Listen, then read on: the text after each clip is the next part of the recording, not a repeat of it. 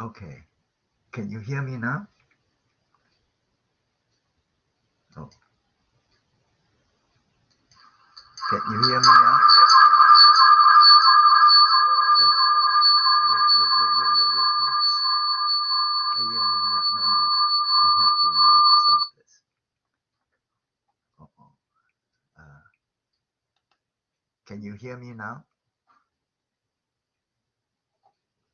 Can you hear me now? Okay. So somehow, yeah. All right. Sorry for the delay. I have started recording, right? Can you see? Yeah. All right. Uh, we have to now finish up what we were doing, reviewing of the electricity, where we had earlier talked about the power and how you can indeed figure out the power being consumed by your hairdryer, by your device. And it is a question that if your power supply is at a certain voltage, resistance being the same, this power consumed is proportional to the square of that voltage source. And if you are in Europe, the voltage source is double, so the power consumed is 4 times. So if it was really a 1500-watt hair dryer, when you plug it into the wall outlet in Paris, it would now be 6,000 watt, and so your hair dryer would burn out. So just this is the basic formula. We ended it there, and now today we better quickly go over some little language problem for the industry, because the industry, like Con Edison, when they supply the power that they supply is alternating current. Did we already go over this? I'm a little confused. Did we already go over this? Uh, People are not. Can you hear me? No, we didn't. Oh, we haven't gone over it. All right. Okay, let me put this louder. Okay. So anyway, what happens is the actual current that is supplied by the Con Edison from their hydroelectric plant in Niagara Falls, it is actually the current is the electrons that are running back and forth. The electrons, they actually come and then go back and come and go back 60 times a second. So the electrons are really very busy.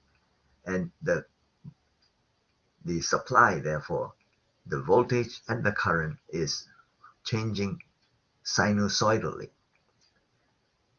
The current goes up and down, and the voltage also goes up and down.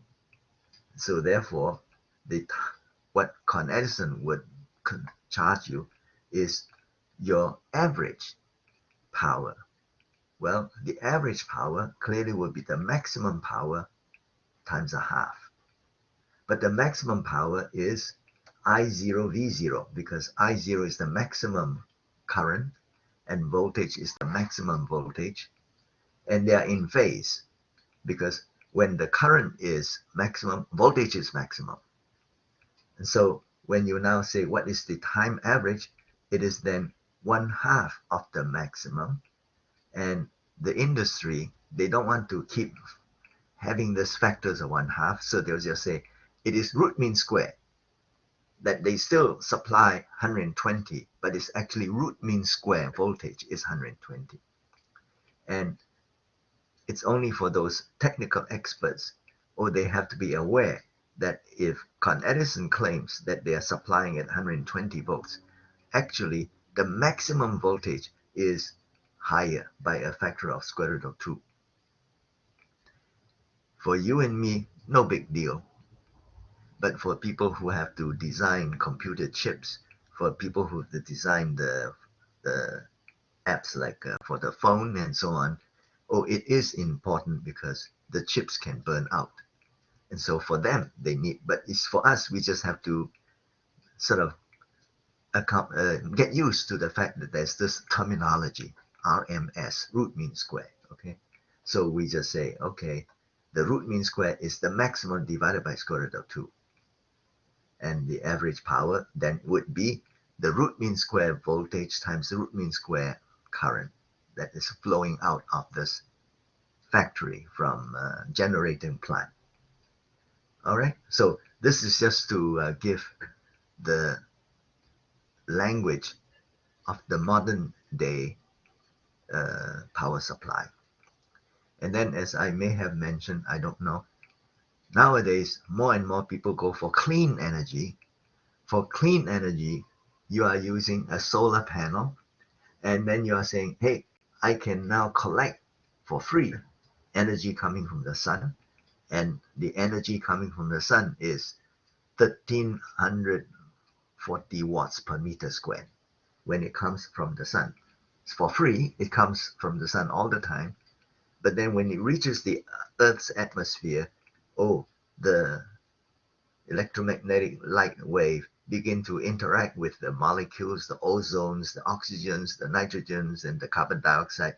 And by the time it comes down to the surface of Arizona or Florida, it is more like about 1,000 watt per meter squared. But nonetheless, it's for free. However, that is not alternating.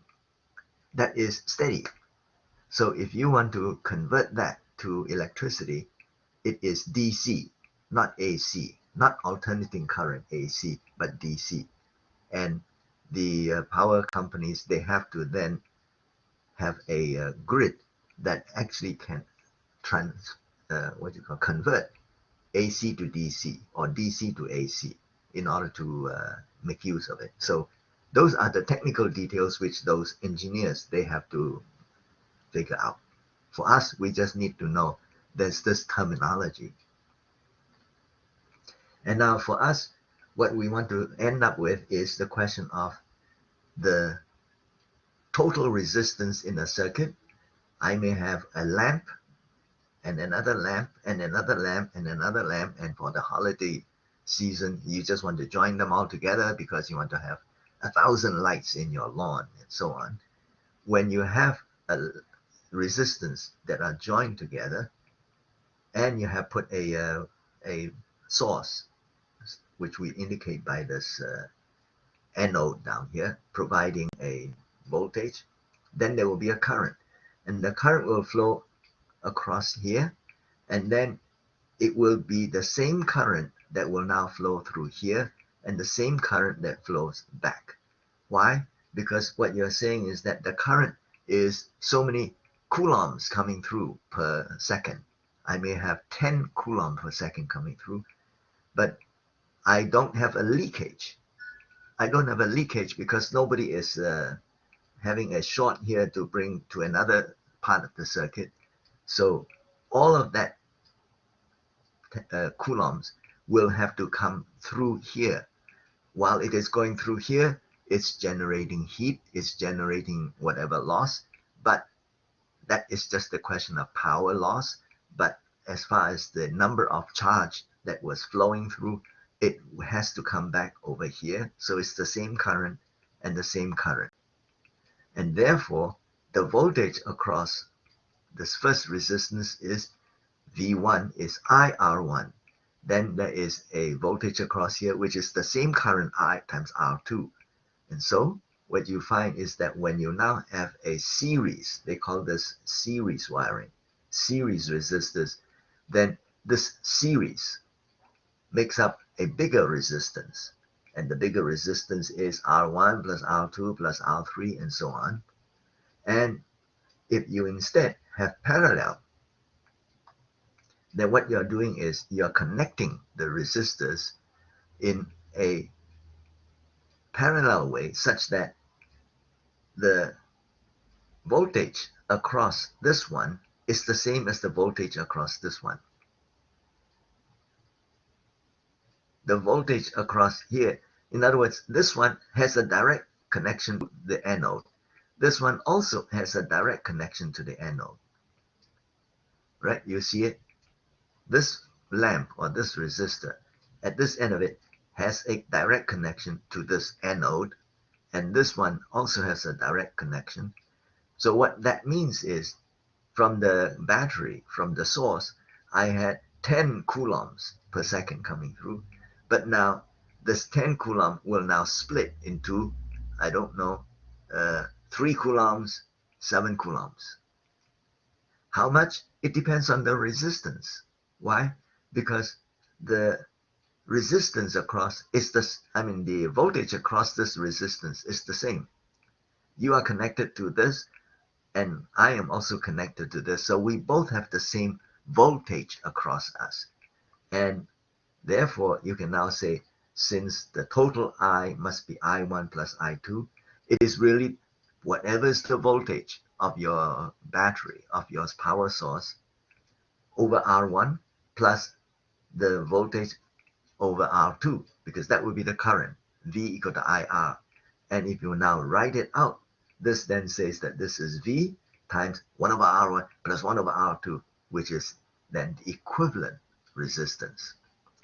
And this equivalent resistance is now for parallel resistors. Now, you may say, I'm not going to be really concerned about that, because that is what the electricians have to worry about. That's what the engineers have to worry about. What do I have to worry about? What you have to worry about is, you are trying to, I don't know if I have that here. No. I should have downloaded the slide.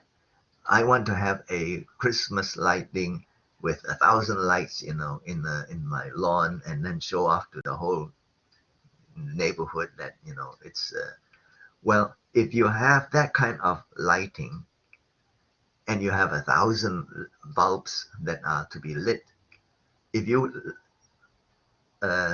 install them in series, you're going to have a problem. Why? Because if one of them burn out, you don't know which one. If one of them burn out, the entire circuit is no current flowing. But if you have it in parallel, then it does not matter. If this one burn out, the current can still go through this guy. So I still have light, even if this one burns out. So that's why when you buy a lighting, holiday lighting, actually the manufacturer has already wired it so that it doesn't matter. Even if one of them is out, that one would be dark, but the rest would be light, and you can therefore go to that one and replace it. All right, so this is just the practical daily life advantage of parallel resistors when you are doing these kind of applications. Now, capacitors, we have already also said you can have capacitors that are really parallel plate capacitors, and they store charge. They store so many charge in my phone, because I'm interested in how long the charge my phone can be used. Well, you can also have the capacitors either in series or in parallel, and we want to now see what happens. If you have this way of doing it, what you're doing is you have this capacitor and that capacitor now in parallel. All right, you have now this capacitor and this capacitor in parallel, and now this source is providing 10 coulombs, but now part of that 10, like maybe 3, goes here, the other one goes there, such that this charge on this guy, Q1, and the charge on this guy, Q2, add up to your original overall Q. But we already learned for capacitors that there's a relationship between the charge that is on this capacitor and the voltage across it. So the amount of charge on this guy is the capacitance of this capacitor times voltage V. And the amount of charge on this guy is the capacitance of this capacitor times the voltage, same voltage, and therefore the total charge is now C1 plus C2. And this then is the equivalent capacitance, that the capacitance, when you put them in parallel, they add. Whereas for resistors, you have to put them in series, then the resistance will add. But for capacitance, it's the other way around. Parallel capacitors, they just add. You put them in parallel, or you add C1 plus C2 plus C3 and so on. But for capacitors in series, then what happens is the amount of charge here, Q1, well, is now C, whatever C1, times your voltage here. But the voltage here, drop here, is not the total voltage. Why? Because the voltage here is V1, and then there's a further voltage drop across here, such that the total voltage is V. And so when you now say the total voltage is V1 plus V2, but V1 is Q over C1, over C1, whatever is Q, whatever is the total charge I have. And when you now write this out, this says that the equivalent capacitance of a series, capacitor in series, is this. Now, you can say it does not apply, okay, we don't care about this, but the engineers, they need to worry about that, right? So we just sort of leave this as a formula that engineers would know. But for us, the important thing is we need to learn about electric hazards. I downloaded this from my other class for architects, because I tell the architects it's important when they design any house that the electric boards, that they be aware of this issue of electric fire. Well, what happens is, if you, for example, for some reason, is this a hair dryer?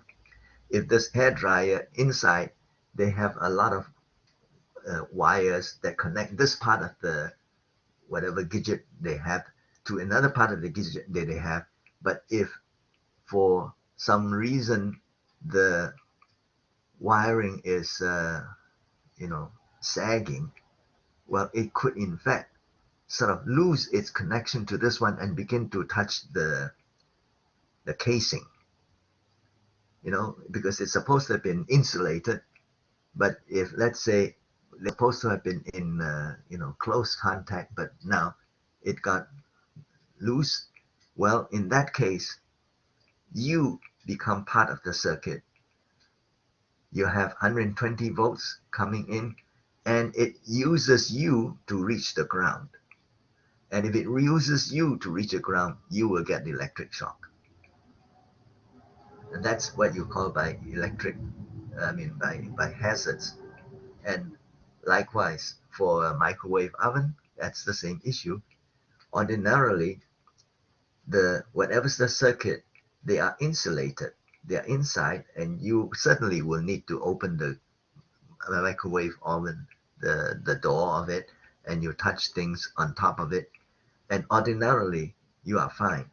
But if for any reason there is any short in the microwave oven, you want not to be shocked. And the electricians, what they do is they actually make sure that there is a ground, that indeed there is always a ground, and therefore it will take away whatever is the short circuit to divert it to the ground, so that you will not be shocked. All right. So, summary for chapter 18. This is electric flux. This is basically Gauss law. Electric flux is Q over epsilon 0. That's a Gauss law. For the Coulomb's law, we know it is F equal to radially. Electric field is radial, and it goes from the whatever source Q to whatever other point charge you have. And the language that we now use for everyday life is to say that the charge Q, capital Q, is the source of electric field that radiates radially from it all over, and the force that you feel. Oh, somehow my animation is not working that well. The force that you feel is F equal to little q times electric field E. I have to, I better make a note on this. I have to cure the animation for the summary of chapter 18. All right. Okay. And then this is Gauss law, which says that the electric flux coming out of any surface, whether it is the actual surface of your phone or whatever surface, the actual total electric flux coming out of it depends on how much charge is enclosed inside it. That's Q. And then this is a constant, a number, permittivity of vacuum. And in chapter 19, we have further a concept of electric potential, that all charges, capital Q, is in fact the source of an electric potential. And if you go near a charge Q, the electric potential is big. But if you are far away, your electric potential is small. And the electric field line flow from a given potential to another potential. So you have equipotential surfaces, and well, you remember the slide that we have, right? I'm just putting it down as a collection of formulas that you can go back to the actual lecture notes to see the particular sections. And summary of chapter 20, V is IR, R is resistivity times the length of the wire over the area of cross-sectional area of the wire. And you have the electric power, which is P equal to IV, which in fact, as a result of this, is I squared R, and can also be written as V squared over R. And resistors in series, resistors in parallel, capacitance in series, and capacitance in parallel. Okay. I just want to quickly get over it because we need to get to what I had intended to be today's lecture. Is it okay? We can now go on to the, yeah, all right. We are kind of, okay, so now, wait, okay, let me now load the other guy. Okay, let me now load the other guy.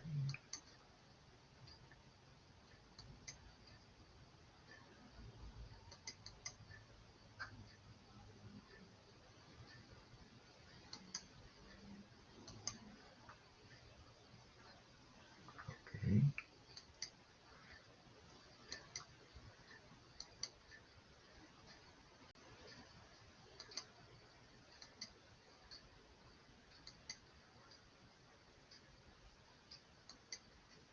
You can see it, right?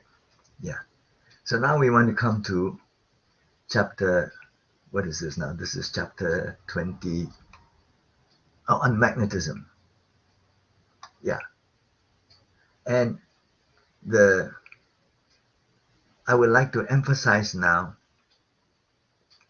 the higher view. Earlier, we were focused only on the electric field, on what is the force on you because of the electric field that you produce, or you're in the presence of an electric field produced by somebody, and then you happen to have a little charge Q, then you feel a force, and that force is F equal to Q times E. But now we say in life, there's also magnetic field that it can be present. Well, when there is a magnetic field that's present, then Professor Lorentz from Belgium a very senior scientist, the same Lorentz that had the Lorentz contraction. But anyway, he had already sort of formulated that there is a force on you due to a given magnetic field. The magnetic field is due to the Earth. The magnetic field is due to your whatever machine that you have, your MRI machine, right? So you have a machine that has a big magnetic field. Well, then the force on any charge, any guy who happened to be wandering in, given that there's a magnetic field, with this guy wandering in, coming with a certain velocity v, will feel a force, which is a very subtle. Why is that subtle?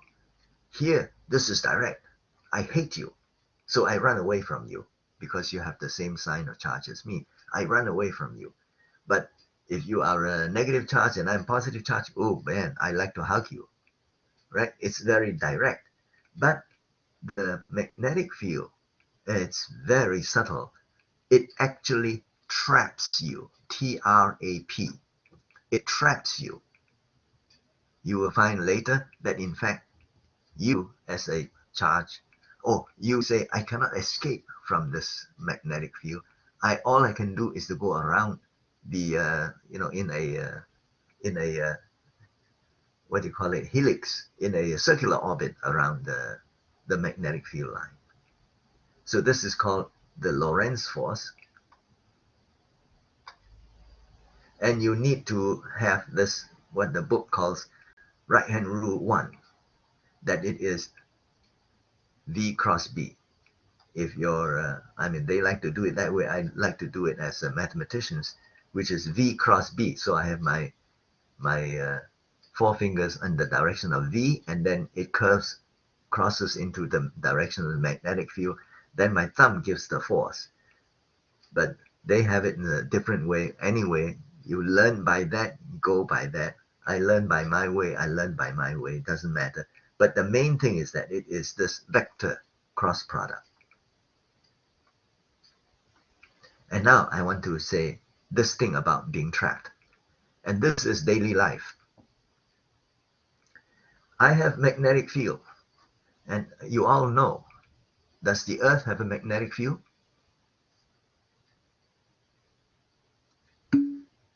But of course, right? Even as even prehistoric times, I don't know. People have always had, magnets around. They have learned that there's this thing called a magnet. And Earth has a magnetic field. In fact, you go by the compass. Yeah, you go by a compass. And when you're wandering in the desert, when you're wandering in the sea, you're going, for whether you're going across the Atlantic Ocean or going to the Pacific Ocean, you need a compass because otherwise you have no sense of direction. You don't know which way you're going. So it's important that we recognize that there is a magnetic field, and somebody has already had a convention that the magnetic field comes from the north or the south. We will see, right? And I happen to be a particle that was just, wandering. If I was wandering, I have no way of saying I don't like you. I have no way of saying bye-bye. Instead, what happens is I now feel a force on me, which is perpendicular to my original direction. I was going this way, but now because of this V cross B, I'm now around, like in a circle.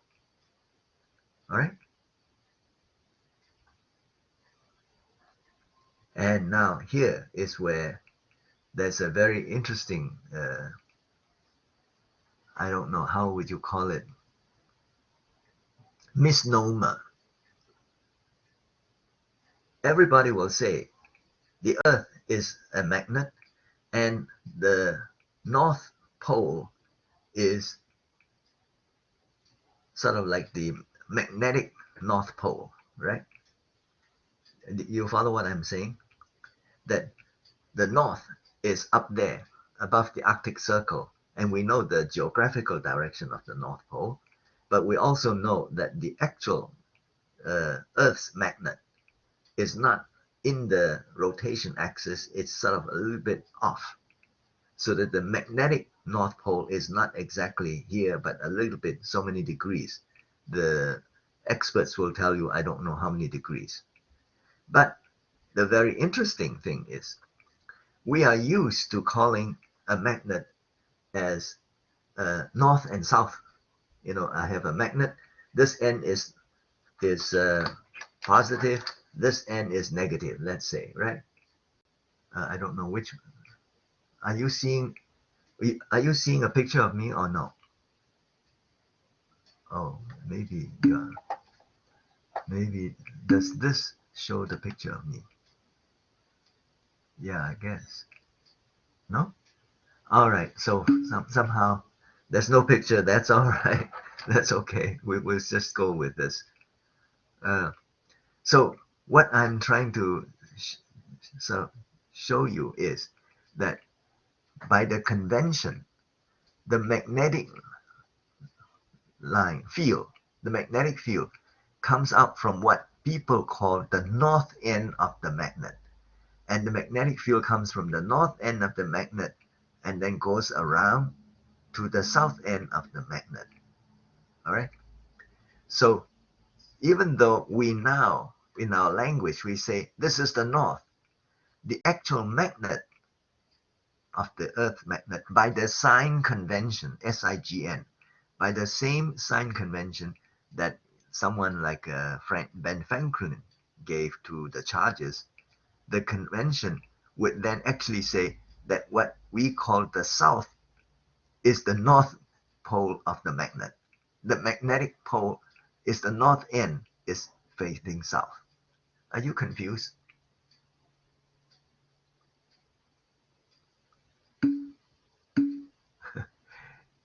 Uh, now, the Chinese word for compass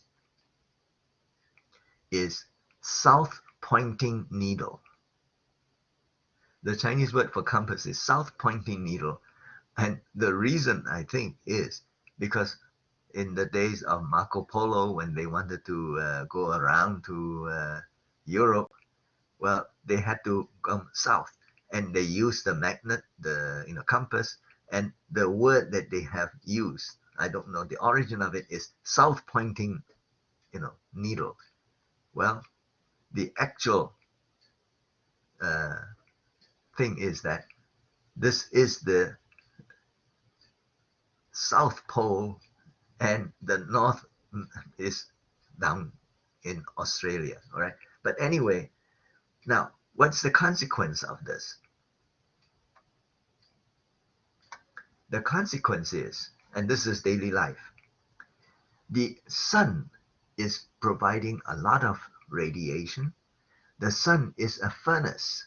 You remember we or you must have in 203 learned about the black body radiation and learned about, that the sun is a hot furnace, right? It is producing a lot of heat. And how does it produce? It is basically knocking around all those hydrogen atoms and helium atoms. There's a fusion going on. Leave it to the experts. They are telling us how it goes. But what happens is this furnace has like a flame that is very alive. It sort of flares a lot. And when you have a total solar eclipse, you can actually see the flares.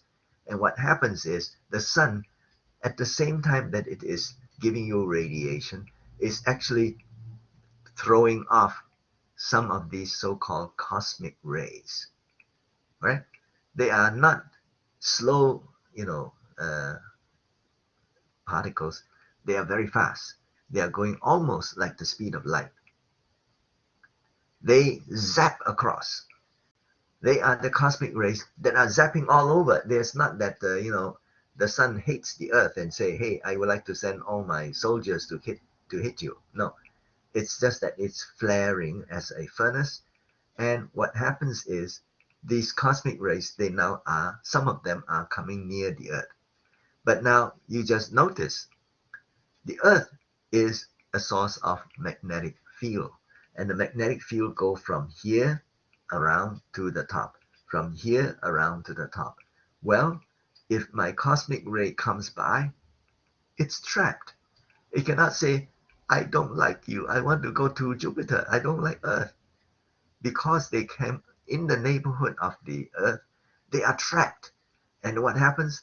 They then have to spiral in. For these guys down here, they are trapped and they get spiral in. And what happens is, as they are spiraling in, these energetic, what they call protons, these energetic hydrogen nucleus, they actually are knocking against the ozone, they're knocking against the hydrogen, they're knocking against the oxygen, they're knocking against the carbon dioxide. And as they are coming down, they are basically now producing a lot of light, green light, yellow light, and so on, because they are really, knocking things around. And I want to encourage, it is a beautiful, awesome sight. Have you ever seen Aurora Borealis? Yeah, well, you wish. No, I encourage you. I really, and you have seen. I encourage you, if you have not, when you become a successful biomedical profession, you will be able to afford a vacation somewhere. You should take a, cruise or something to the above the Arctic Circle, because there, what you will see is this picture. But this picture is not a static picture.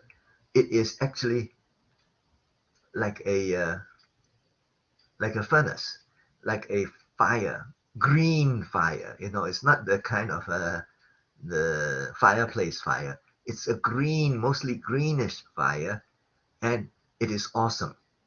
When you see it, you can then say, wow. And you really then are thankful. You're thankful that the Earth has a magnetic field. Why? Because if the Earth does not have magnetic field, all those protons, they can hit you on the head. Cosmic ray can hit you, can hit me, even while we're sitting in this house. And it would not be good to have these energetic guys knock on your head, And you really are thankful that there is such a lot of atmosphere, which now, with the magnetic field that the Earth provided, that indeed now all they do is to go spiral into the North Pole, our geographic North Pole. Aurora Borealis is the north. For the people who live on the south, it's Aurora Australis something list, because Australia means southern. All right. So I just wanted to, I downloaded this from my other class so that we get a certain sense of what is in our daily life we can look up to. Yeah, it is spectacular. When you see it, it's spectacular. And you will then really appreciate what is this Earth's magnetic field. An ozone layer is also important, but the chemists can explain. I'm not a chemist. All right. Motion of a charged particle in an external magnetic field. Well, that goes back to this QV cross B. And if I have, let's say, magnetic field all pointing into the board, into the paper, and my charge Q is going originally upward, right? It didn't know that it was entering into this magnetic field. Well, what happens is V cross B produces a force. And this force is now centripetal. Why? Because originally I would have gone straight off at a tangent. But because of this magnetic field present, I now feel a force inward. And of course, this then becomes a circle. and I now have this circular orbit around a given external magnetic field. And this one will have a certain radius. That's from 203. You can work it out, given that this is the centripetal force and the magnitude of it, and the centripetal force is mv squared over r. You can figure out, all right? And the experts, the scientists, they use that. They use this formula to now identify, because they say, I don't know, from this oven here, I have all kinds of radioactive, in the early days, they couldn't even know what was the radioactive particles. And what they did was they say, okay, I have the source, and now I can put in my known, I know my magnetic field, I put it here, and then I just look at them as they come out. If they come out and they come this way, it means that it is positive charge. If they come out and they go this way, it means it is negative charge. So they call this alpha ray. They call this beta ray, because at that time they didn't know beta ray was electron. And then there are those who have no charge. They are gamma ray. They just go straight out. So that's how this language, alpha ray, beta ray, gamma ray, came about, because they were not sure what was what. And this beta ray, they can then measure the mass. Why? Because I know the radius, I know my magnetic field, and I know the energy. So I can therefore figure out what is the mass. And that's how they are able to have this thing called mass spectrometer. And the book now goes on to a current flowing in a wire of a certain length L. And now my wire, I already have my source, I have my anode, my battery, or whatever's the source, providing a current flowing. That means that I have a lot of charge flowing, right? But now you put a magnetic field on me. You put an external magnetic field. And I want to emphasize this is external magnetic field, nothing to do with the later part where we say, gee, a current itself can produce magnetic field. You see now the different stages of, let's say, sophistication. I am innocent. All I did was I was following whoever pushed me around.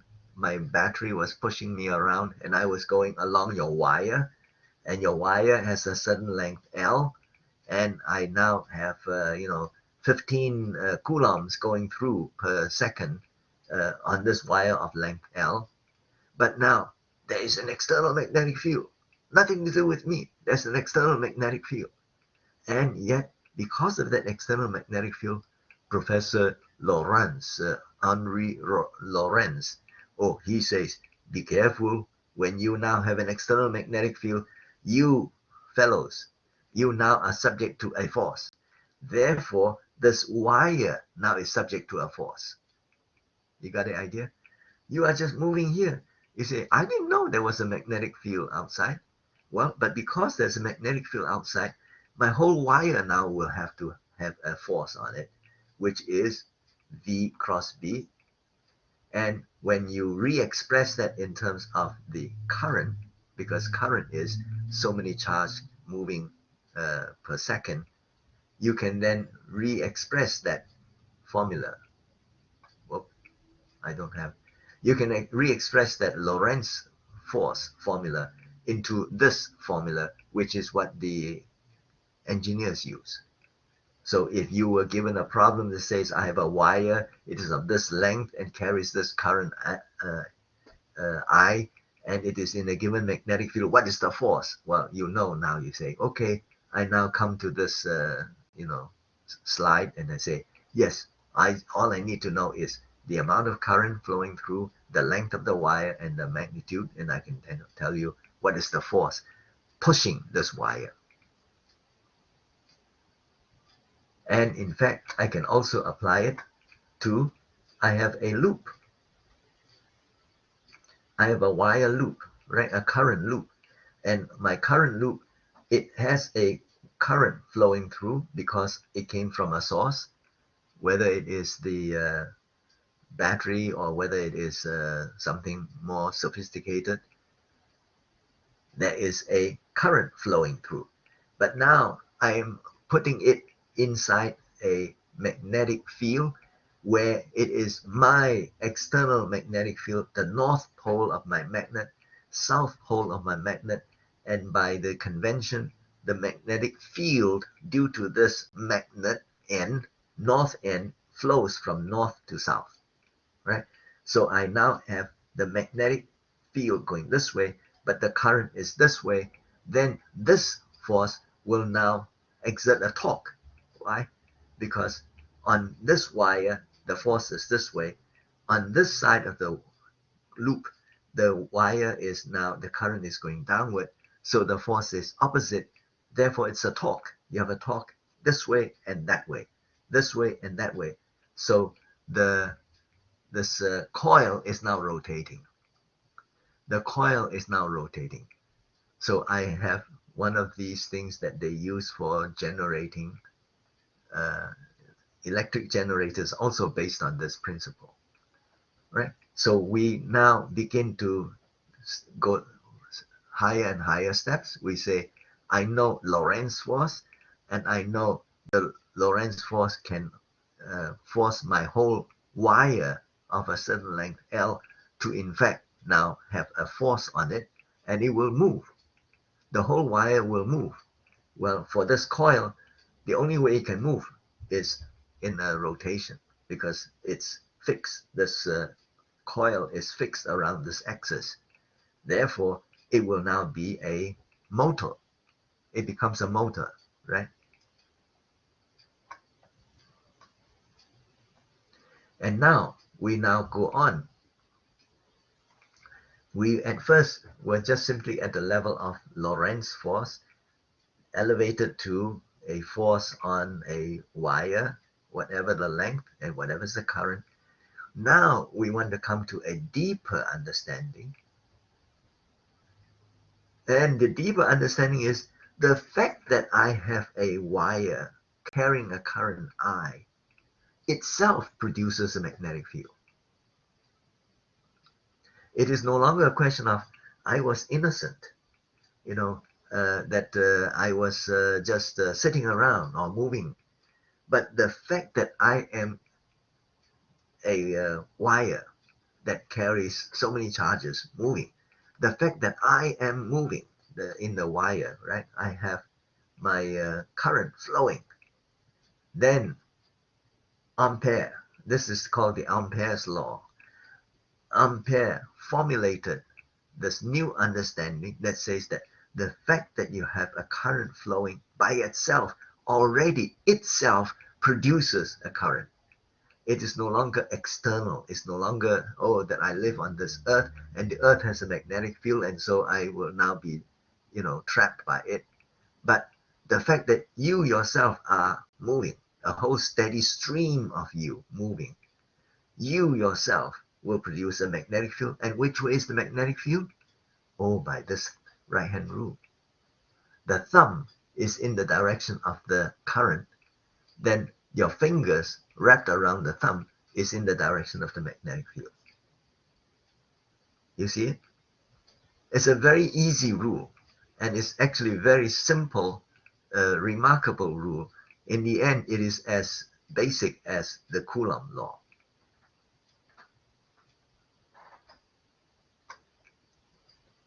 So if you have a long straight wire, what Ampere showed, and we won't need to go into the engineering aspect of it, we just recognize that when you have a wire carrying a current I, then the magnetic field that surrounds it is inversely proportional to the distance.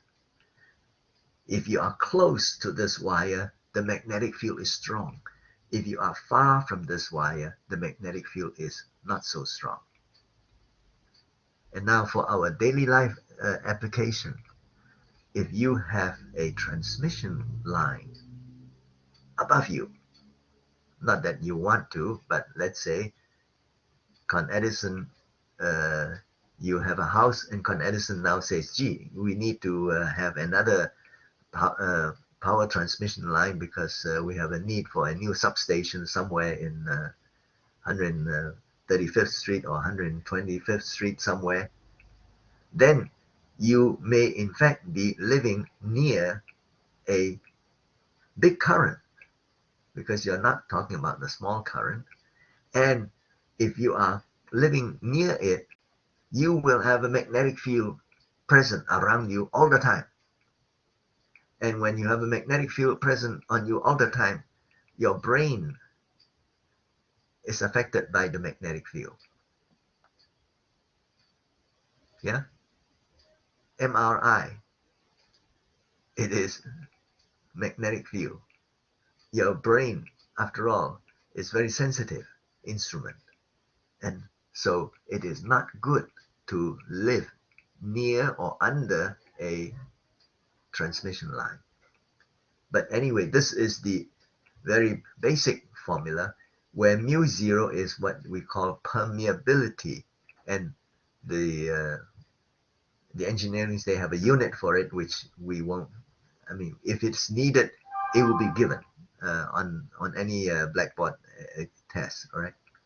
Anyway, so this is the basic formula. What happened? Oh yeah, here I have. And in the engineering units, Tesla, meter, amp, ampere, then it is 4 pi times 10 to the minus 7, mu zero. Permeability of free space. It's a number. It's like the Coulomb constant. And now, as a result of this Ampere's law, we will now also see this interesting effect. If I have current in opposite direction, so I have, maybe it's best to take this one. If I take first current, both are going upward, then by the Ampere's law right-hand rule, the magnetic field lines will go around it, right? So you can see that it is now here, this way. But now this guy, the magnetic field produced by it is also around it. Yeah. But now you'll notice that when it is here, this one is this way, but when it's here, this one is that way. So the magnetic field actually cancel. Do you see it? You have to use your own thumb, right? Your right hand rule, and you say that, hey, the magnetic field due to this guy is this direction. So over here, this one is coming in this direction. Whereas over here, it is also going around in the same clockwise direction or anti-clockwise direction. And now it is upward. Here it is downward. Therefore, they cancel, and therefore there is attraction. But this guy, when it is one is up, one is down, well, this side, it is going counterclockwise, but this side, it is going clockwise, wrapped around. And therefore, they are both there, and they become squeezed, and so what happens is they repel each other, right? And this is all as a result of the Ampere's law for the strength and the direction of the magnetic field associated with any wire that carries a current. All right, now that's just to give you a overview of what we have already learned earlier. And now, this was a straight wire, but you know, the engineers are cleverer, more sophisticated. They say, if this is what happens if I make a loop? Well, oh no, here. What happens if I make a loop?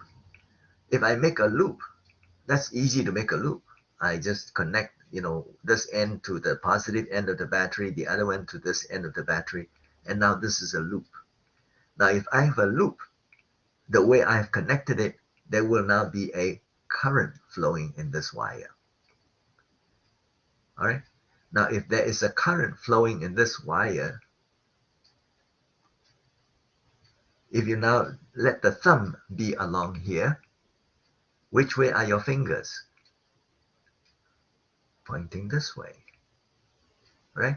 So by my having a current in this loop, I actually produce a magnetic field. You see now, I don't need to get the magnet from the earth. I can manufacture, design, and build my own magnet just by having a wire loop, a current loop. I have purposely say it is a current loop, and it is now magnetic field produced by current loop. And I now can actually design and build. The strength of this magnetic field depends on my area of this loop, and depends on how many turns I have in this loop. I can have just one turn, or I can have 10,000 turns, which is what we will call a solenoid, and then my magnetic field will be increased. So this is therefore the design, that indeed, if a single wire carrying current can produce magnetic field, I can now design circular loops which will now produce a magnetic field, so that it is now a magnet. And the thing that is interesting, I guess this means that this side is the magnetic north pole, this side is the magnetic south pole.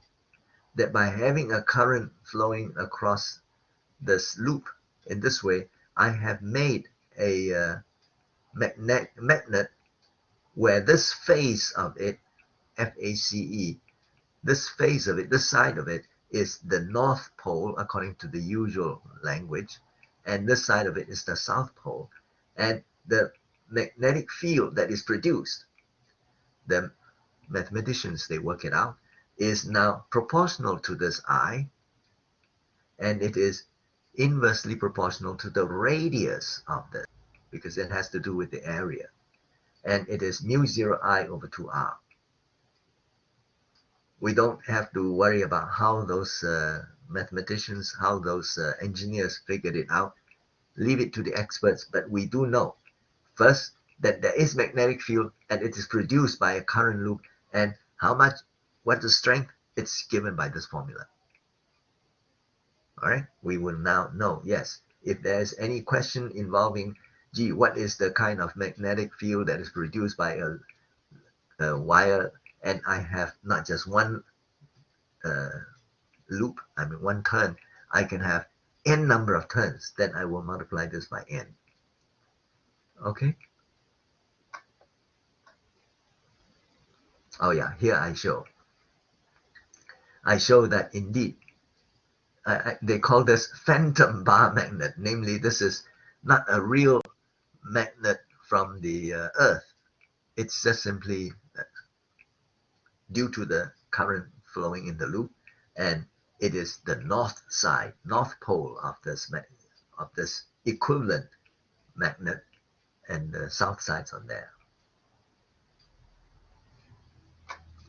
Okay, and then now that you're able to produce a loop, you can now do what we did earlier with the two wires.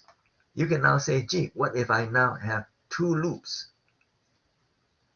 If I have two loops now, both flowing with the current in the same orientation, then it's sort of like the case of two wires flowing in the same direction. Oh, they attract each other. And the fact that they attract each other actually agrees with the original simple traditional way of thinking of magnets. This is the north pole side, this is the south pole side, But if this is flowing in the same direction, this is also North Pole side, South Pole side. But we already learned that when you have North Pole and South Pole, oh, they love each other. So therefore, these two loops will be attracted. But if I have on one side the current flowing in this direction, on the other side the current flowing in opposite direction, then they don't like each other. They repel. And solenoid is simply making a lot more turns. It's no big deal. It's the same as the wire loop, but now it is so many turns. And you now say it is Ni over 2 pi r. All right, where r is the radius of the loop. N is the little n. If you now write in terms of the number of turns per unit length, then this becomes mu 0 Ni.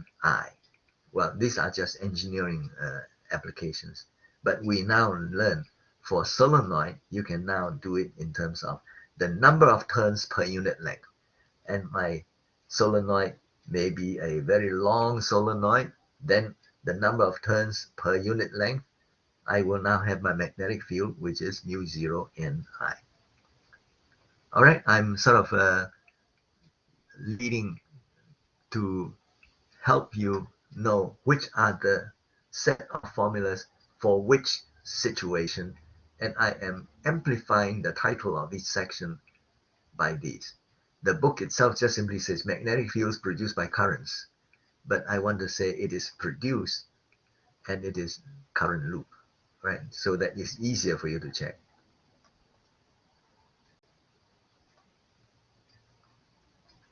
And this is to go back to the Ampere's law. And Ampere's law, well, all right, we don't need so much to, it's a mathematical, just like Gauss law is mathematical. Ampere says, if you have currents, however they flow, I just look at the magnetic field due to it, and I look for the tangential component of the magnetic field along whatever circuit I have. Of course, the easiest one would be a circular circuit, but it could be that my circuit is my phone. It may have a slightly different geometric shape, but whatever is the shape, you just simply say, tell me the tangential component of the magnetic field produced by your current that are enclosed.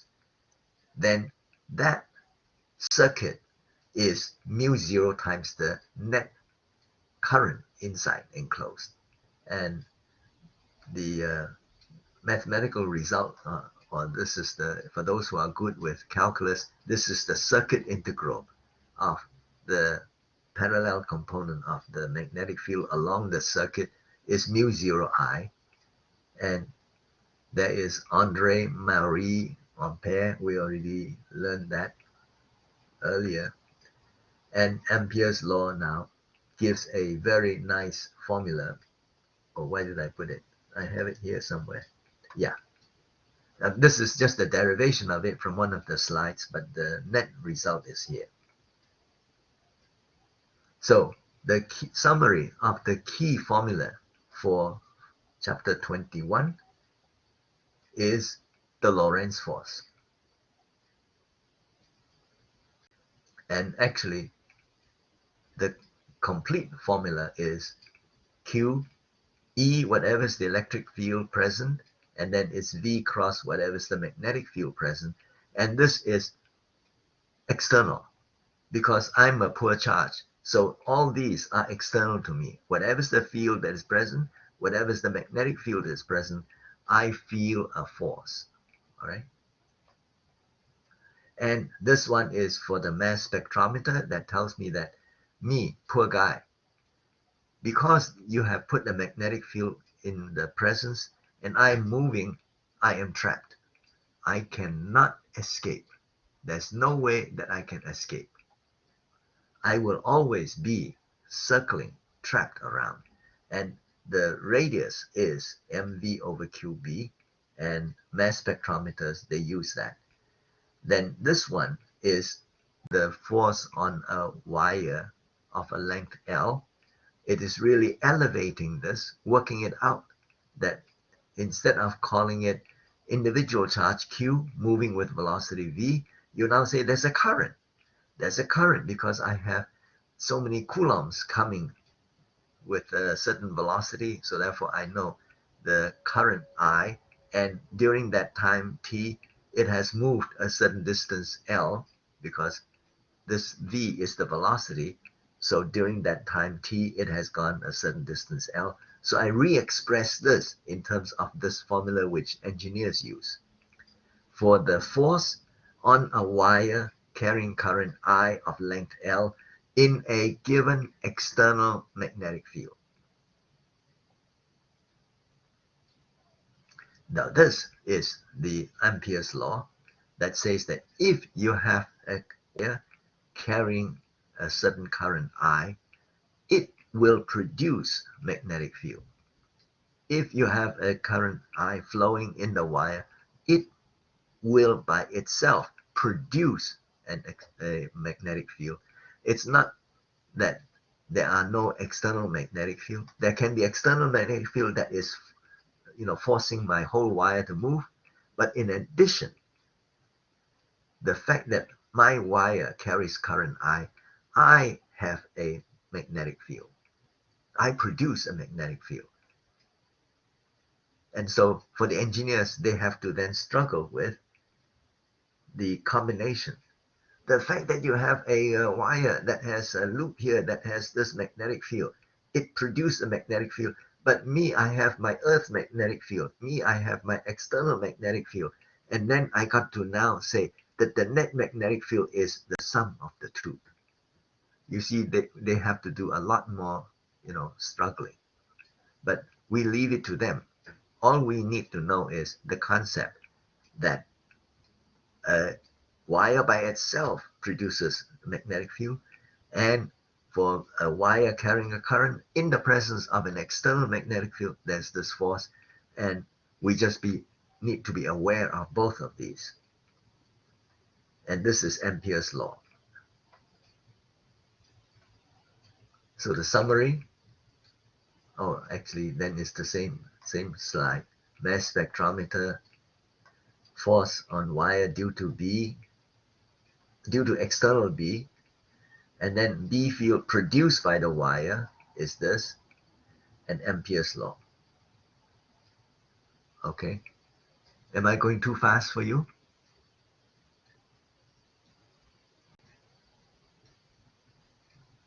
Are you kind of following me here? No? Nope meaning it's too fast, or nope is not too fast?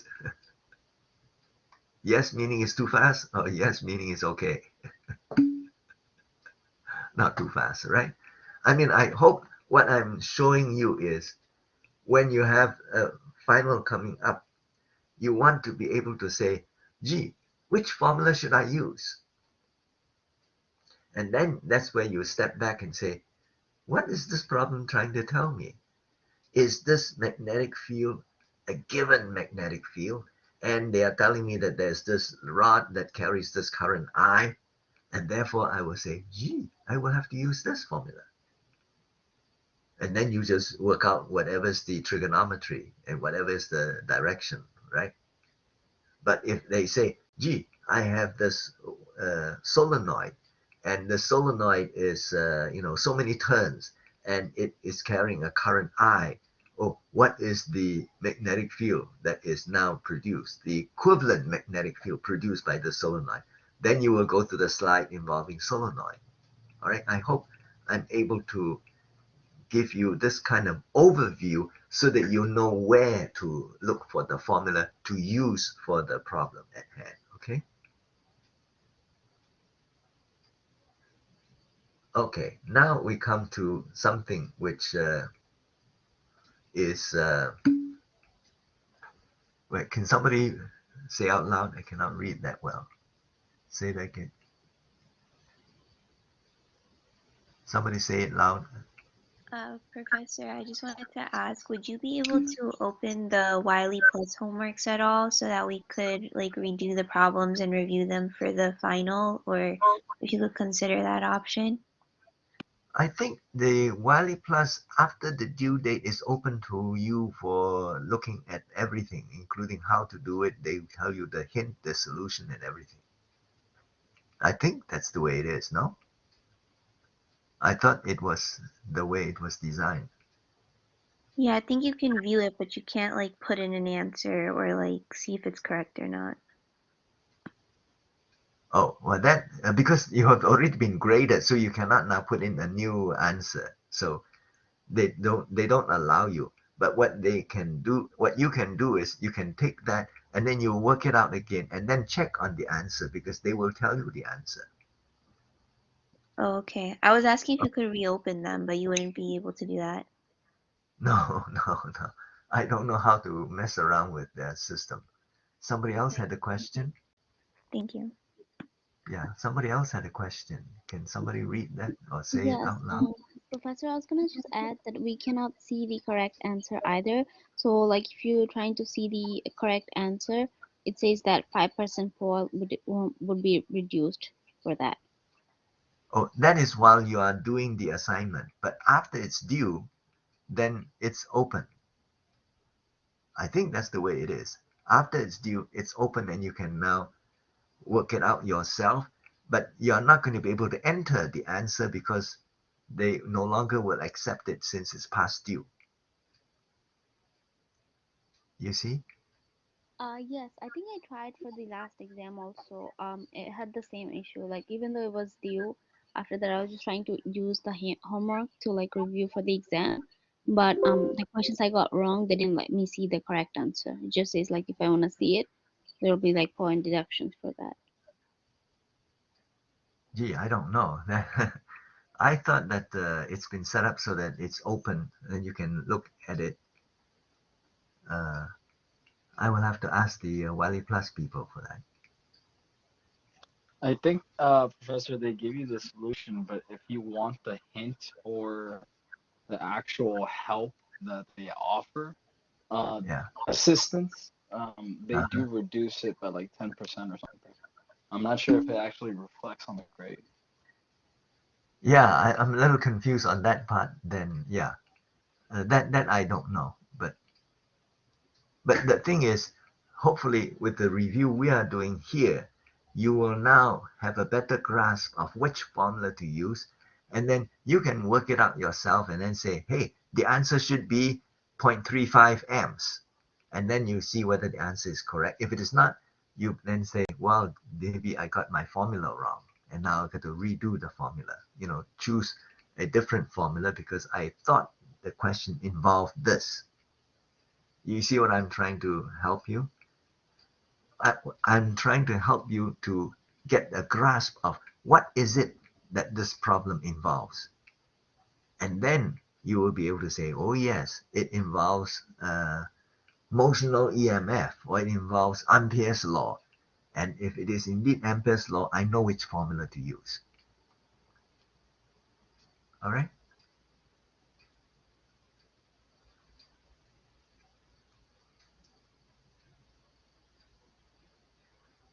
And now let's maybe we can go on because it's running 6:19 now. Now this is something which I am not that happy with the Wiley Plus. They like to have this whole thing on motional EMF. What I would rather like is to do it by Faraday. The language they use here, in the end, actually came from Faraday's. All right, so you see this picture, but I will now go on to Faraday. I will go on to Faraday. All right, there's this formula which they give in section 2 of chapter 22, but I will go to Faraday. But in order to go to Faraday, we have to introduce this concept of magnetic flux. That is as important as electric flux. You remember Gauss?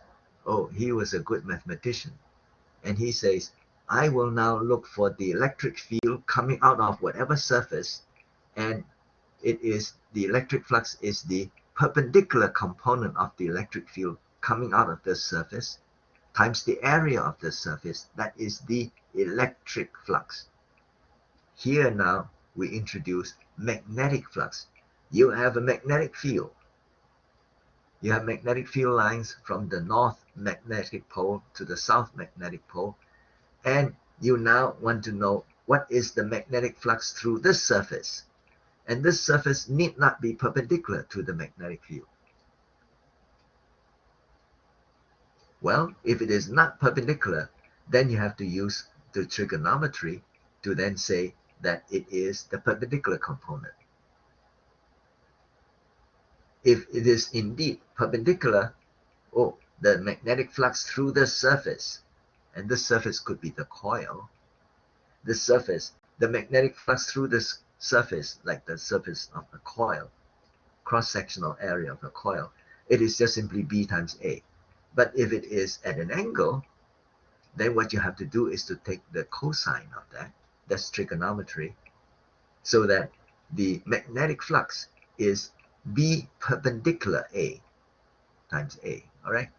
Just like Gauss defined electric flux as the perpendicular component of the electric field coming out of the equipotential surface. And then the fine point is that for any equipotential surface, the electric field is always perpendicular. That's the fine point. But for magnetic field, there's nothing that says all magnetic field have to be perpendicular to your coil, because my coil could be in this orientation, could be in this orientation. So this cosine of the angle is an important aspect of it, whereas for Gauss, it is actually always true. It's always perpendicular. But in magnetic field, oh, it is much more subtle, because you're talking about a coil. You're not talking about the equipotential surface. It's different, right? So we now introduce this concept of the magnetic flux, and if my coil is in fact oriented this way, so that the magnetic field is directly parallel to the coil, then there's no magnetic flux going through here, because they all just pass by. They all just pass by. So we now first introduce this concept of magnetic flux, all right? And then we will now use the Faraday's law of electromagnetic induction.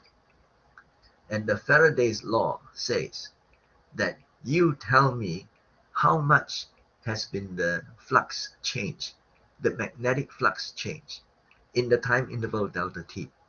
If there has been a flux change in that time interval, then there will be a electromotive force induced. And the electromotive force induced is minus n, n being the number of coils, because you have one coil, two coil, 15,000 coils. And this minus is what we later learn as Lenz's law, right? Do you remember this Lenz, Lenz's law? Because there's always a question, which way is the current flowing as a result of this change? And then you have to use Lenz's law to help you to say it opposes the change. If originally my coil had magnetic 5 Teslas coming through, but then you, my opponent, not my friend or whatever, you are now decreasing my magnetic field. You were supposed to give me 5 Teslas, but you say, no, I'm running out of economics, I'm running out of money. I now can only supply, for a few seconds, I can only supply 3 Teslas. You have decreased the magnetic field coming through.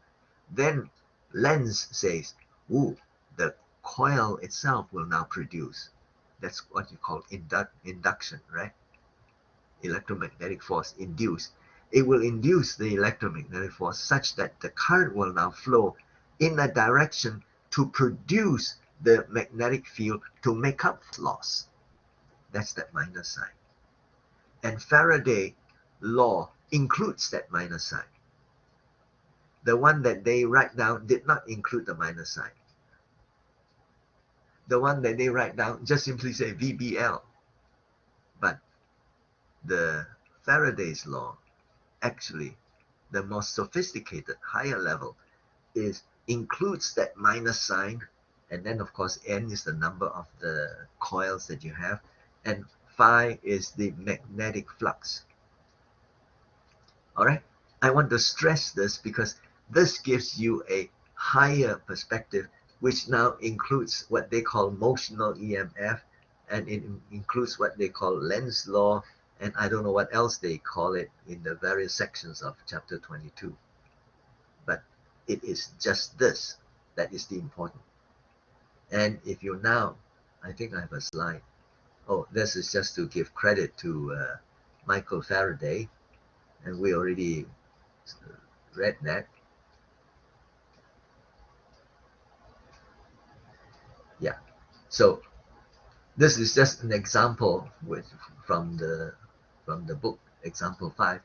You have a coil with 20 turns and each one with an area of such and such meter squared. Magnetic field is perpendicular to the surface. Initially, the magnitude is 0.05 Tesla, but it was increased to 0.06 Tesla. What is the EMF induced? Well, here then, the magnetic flux is now increased.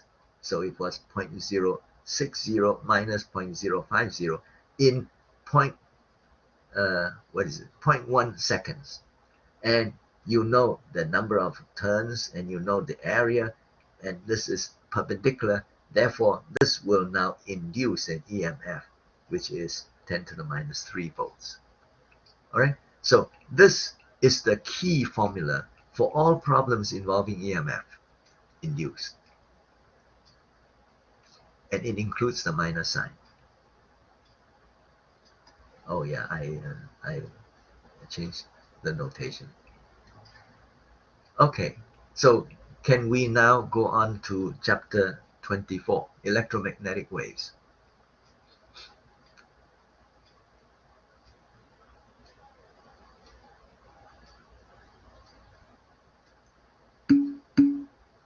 Okay, all right.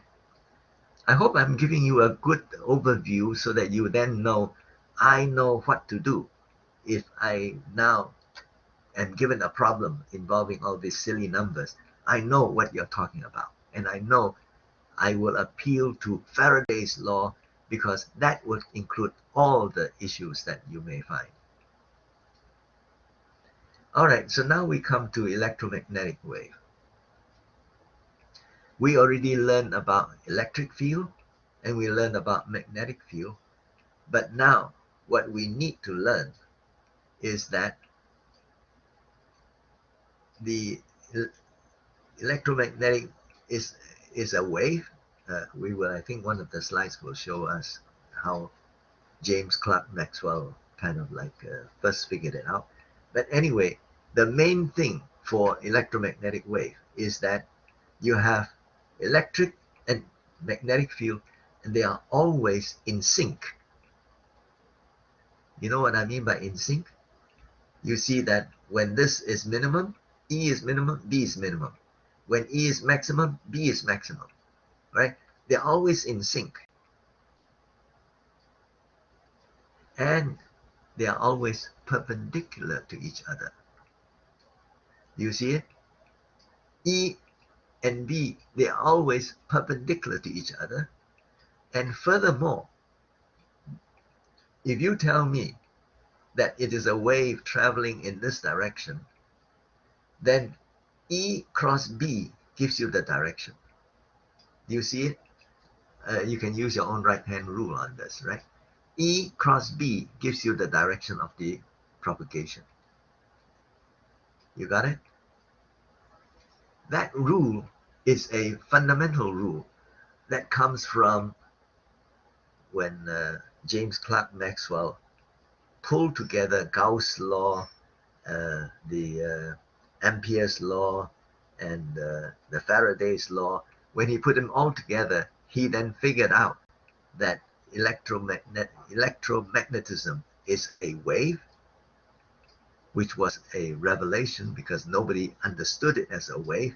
And furthermore, it is a wave whose propagation is in the direction of E cross B. I mean, that's a fundamental, really as fundamental as Einstein, as de Broglie, and so on. It's much more fundamental. Okay, so this shows what is the speed of electromagnetic wave in vacuum is, when Maxwell first did it, he just says, well, he could only use whatever numbers that were available in his days, and it is 3 × 10⁸ meters per second. But the important thing is that it's very fast. It is very, very fast, right? And now, when you now know it as a wave, you know that there is a wave velocity. C is frequency times wavelength. You already learned that from, what was it, from sound? You already learned that, yeah, from the chapter on sound. And what we now recognize is that this electromagnetic wave, its frequency and its wavelength is a whole infinite range. You can have a wavelength that is, now over here is, this is a long wavelength, this is a short wavelength, or in terms of frequency, because if the wavelength is long, the frequency is low. If the wavelength is short, the frequency is high. Over here, the wavelength is short, so the frequency is high. So you now have a whole range. Our visible range is only over a tiny segment. What we see as visible light is from, what is it, about 400 nanometers. It's about 700 nanometers. They do it in terms of frequency, but I do it in terms of nanometers. It's about 700 nanometers, and violet is about 400 nanometers. So it's in this short range. But beyond this, you have ultraviolet that we call UV ray. And when you're on the beach, beware. The sunlight that comes, it's visible, but sunlight also comes in the ultraviolet and in the infrared. And you usually want to avoid UV, because ultraviolet is not good for your skin. I think you can get cancer from it. So you want to have this kind of protection with the kind of cream that you have. Or you have higher frequency X-rays, or what they call gamma rays, whereas the other side is infrared, where you will be able to have AM, FM stations, microwave, and somewhere is the TV and the FCC. They control the spectrum. You want to have your station, you have to pay. You have to buy a certain license, and these are all for the people who are in the broadcasting industry. Oh yeah, here. So that's why I wanted to show.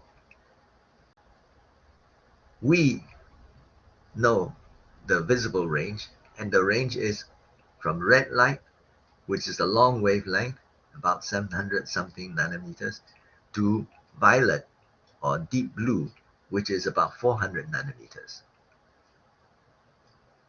And the medical profession, they actually look at the eye, and our eye, the receptor of our eye, is sensitive to 3 primary colors: red, yellow, and blue. And so it's important to know that our eye sensitivity, what kind of wavelength or frequency. And now I just want to say in the 19th century, in 1865, Maxwell collected together Gauss Law, Faraday's law, Ampere's law, and then he discovered that there was an additional modification to the law, and he then concluded in the end that electromagnetic is actually a wave with this velocity that depends on epsilon zero, permittivity of vacuum, and permeability. This one having to do with electric field, this one having to do with the magnetic field, and lo and behold, when he puts in the numbers with the engineering units, it gives the velocity of light to be 3 times 10 to the 8, which was an eye-opener. And today, it started a competition across the globe. People say, I now want to measure this to a more accuracy because this is a fundamental phenomenon. I want to measure, and the people who are able to measure it, they will find that it's not exactly 3.00, but 2.99 times 10 to the 8. And then pretty soon people say, I do it better than you. I get it 2.9979. And then at some point, they had 1, 2, 3, 4, 5, 6, 7, 8, 9. They had 9 significant figures. Their lab was so very accurate, they could measure up to 9 significant figures. And at some point, people say, but what is 1 meter? And then they say, oh, I have to go to Paris. I have to go to a vault. And they will have a meter stick there that is kept at 20 degrees Celsius at standard atmospheric pressure and with standard low humidity. And that is what is 1 meter. And then people will say, how do you know it to 9 significant figures? And at some point, by international convention, they will say, we will now define the speed of light to be 299,792,458 meters per second. And your distance from here to San Francisco, you can now measure by saying how long it takes for light to go from here to San Francisco. And now there are all these equipment which can actually measure the distance by the amount of time. And you now have atomic clock, cesium, that has a very precise frequency, and they can therefore now say, I now give up trying to measure more and more accurately the velocity. I will define it to be this, and then the actual distance you want is the time it takes for light to go. And for galaxies, you measure everything by light years, because it would take light so many years to go from Andromeda galaxy to us, and therefore that is the distance. Instead of so many meters, you will now say so many light years. All right. Okay, so now when you have this electromagnetic wave, then immediately the question is, what is the energy? Oh, well, this is the application. You have a microwave oven. Microwave oven has microwaves. Microwaves are the waves whose frequency, let me see, where was it, the frequency? We had a frequency in it. I'm not a, yeah, they say the frequency is in this range. So the engineers, the experts, they will say, okay, I will now have microwave and I will now heat up the stuff by supplying microwave, beating down on your chicken or on your beef or whatever, and that is the one that causes this thing to warm up. And there's a fan so that there is a circulation, and actually there's also a convection. Right. But now, if we have electromagnetic wave, there's also energy. Oh, are we finished? Well, let me just quickly finish here.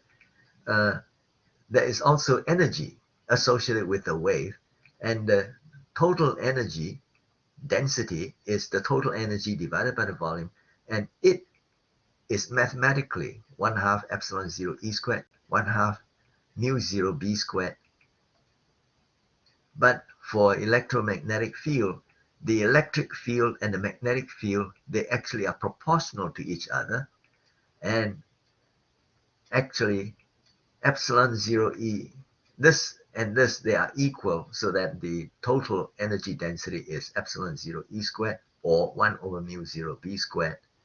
And for the important thing that we need to recognize, so that we can stop here, that in vacuum, the electric field and the magnetic field, they are proportional in these engineering units, in these in these international units.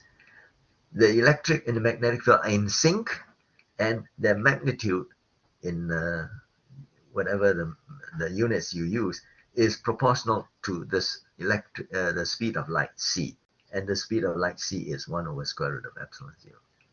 I think okay, we'll have to stop here.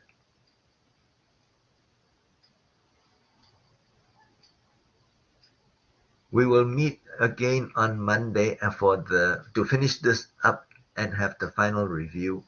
By then, I hope to have already a better idea what the final questions would be.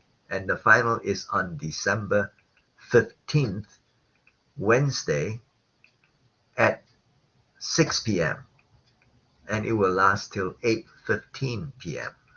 All right, and it will be live in Baskerville, room 210. Any questions?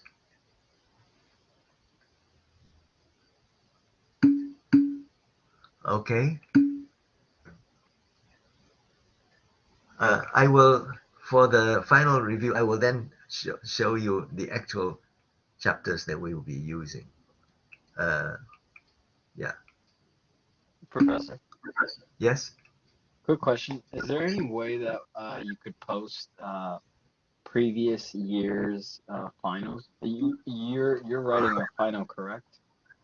Yeah, I'm making up the final. And actually, there's no previous year, at least since I taught this course about 12, 15 years ago, but it was not online. And now everything's online. Everything is different. So I'm telling you, I spend more time trying to design a final than I have ever done in my life. You will have the final on Monday. I will have the sort of review with a collection of the actual formulas that you may need.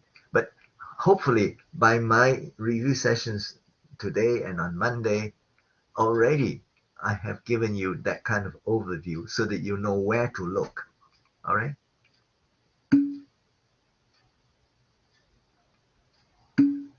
Okay.